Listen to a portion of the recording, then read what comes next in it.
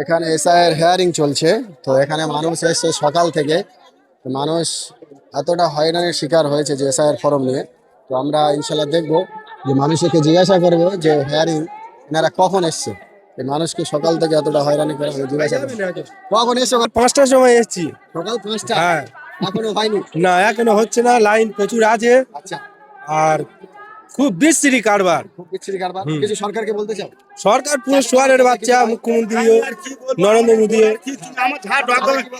আমার যা ডকুমেন্ট ছিল আমি সব দিচ্ছি। কি বলিস বুঝতে পেরেছো? এই বেলা সরকারের আর কি ডকুমেন্ট লাগবে আমি সেইটা দিতে চাই। আচ্ছা, আপনি বলছিলেন যে এখানে 6টা সন্তান নেওয়ার মানে হ্যাঁ 6টা সন্তান নেওয়ার জন্য, তার জন্য আপনাকে হ্যাঁ, তা ছটা, আমার ছটা কেন, আমার 8টা আছে। তা 8টা যদি সন্তান থাকে তাহলে 8 জনের কি মাল আমার তো সঠিক আছে, আমার কাগজপত্র তো সঠিক, তাহলে আমার ছেলেপুলের কেন ফেরত আসবে? এসছো কখন সকালে এখানে? কত এখানে এই যে 11 সরকারকে কিছু বলতে চাও? মোদী সরকারকে হ্যাঁ বলো।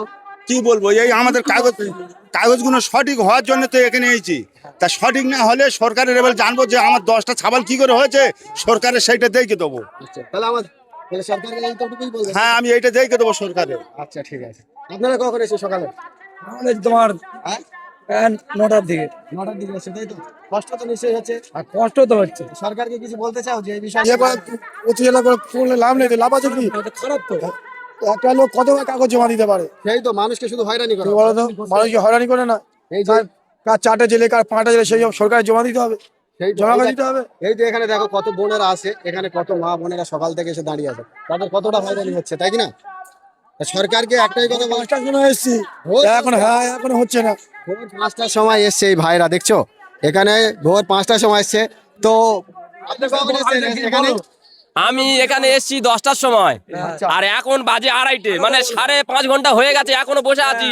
এরা শুধু এসআইআর এর নাম করে মানুষকে হয়রানি করছে, বাকি অন্য কিচ্ছু না। আচ্ছা, মোদী সরকারকে এদের শুধু দড়িতে বেঁধে একসাথে সবগুলো ধরে ঝাড়তে হবে। আচ্ছা, মোদী সরকারকে কিছু বলতে চাও? মোদী সরকারকে কি বলবো, আমরা তো শুরু থেকে মোদী সরকারকে চাই না, ঠিক আছে, ঠিক আছে। কিন্তু এরা শুধু মানুষকে অত্যাচার আর পেরেশানি আর হয়রানি ছাড়া অন্য কিছু করতে পারে না। আর আমাদেরকে বিশেষ করে আমি মুসলমানদের জন্য একটা বার্তা দিতে চাই, সেটা হলো এরা বেছে বেছে মুসলিমদেরকে বাদ দেওয়ার চেষ্টা করছে। কেন মুসলিমদেরকে না বাদ দিলে তৃণমূলকে হটাতে পারবে না, তাই তৃণমূলকে হটানোর জন্য এরা মুসলিমদেরকে বাদ দেওয়ার চেষ্টা করছে। তাহলে দেশ থেকে বিজেপি হটাও। হ্যাঁ, আমরা চাইবো সর্বোপরি বিজেপিকে হটানোর। এই জন্য আমি সকলের জন্য বার্তা জানাচ্ছি এটাই, যে সকলেই চাও যেন আমরা বিজেপিকে হটাতে পারি। ধন্যবাদ। আচ্ছা।